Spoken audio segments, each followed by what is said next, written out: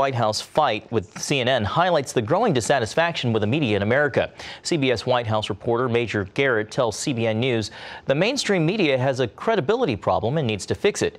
Our David Brody spoke to Garrett about the state of the media and his new book about the Trump administration. It would be an understatement to say that President Trump's first 2 years has been a roller coaster. And that's why Major Garrett's new book pretty much sums it up with the title, Mr. Trump's Wild Ride, the thrills, chills, screams, and occasional blackouts of an extraordinary presidency. Right. And if you did it well, your ratings would be much better. A major driver of this ride has been the love-hate relationship between the White House and the mainstream media, or as President Trump calls them, fake news. Garrett says it's not just the president who has a problem with the media. When the public is asking those of us who are frontline reporters who can they believe, they're essentially saying, we're not sure we can believe you.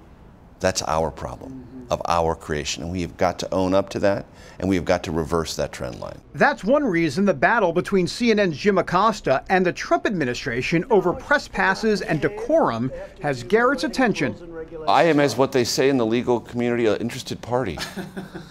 Because I work there. I'm on the same front row that Jim Acosta is and that CNN is. Garrett says it's a fight that Trump and CNN President Jeff Zucker want. But I do think Jeff Zucker and Donald Trump want to have this fight on behalf of not just these serious and underlying legal questions, but on their own reputational relationship to one another. This week, the White House laid out certain ground rules for reporters during press conferences. While Garrett sees himself as a neutral observer, he does believe the Trump administration has a good point. The CNN position is also, to a certain degree, absolute.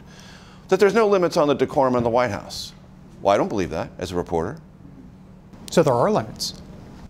I've exercised them. Garrett explains an encounter during a Rose Garden event. He had the microphone in his hand, ready to ask a question, and then Trump said no and called on the reporter behind him. Was I giving up my First Amendment rights? No. The president said, no, not you. It's his press conference. That example is just one of many that keeps Garrett covering this wild ride.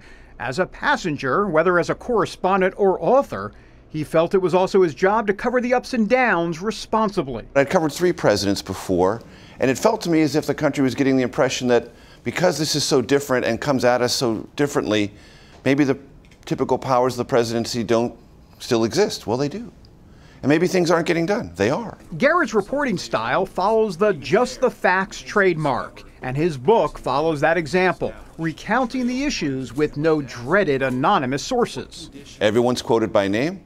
Everyone is quoted by their title and by what they saw and what they saw happening. Purposeful. Purposeful. There are books about Trump written for the pro-Trump crowd. There are books written for the anti-Trump crowd. Yes. This book is written for fill in the blank. I've told my best friends as I was writing the book, my greatest fear is that it will not love the president enough and it will not hate the president enough. You are terrible. That is not you are really You don't mean that. You don't mean that. No, I do mean it. And as Trump runs the country, Garrett will continue to report on one of the most important times in political history. We had 113 million Americans participate in the midterms. 49.2% participation rate, higher than any year since 1966. This country cares about this time politically, and we're sorting it out.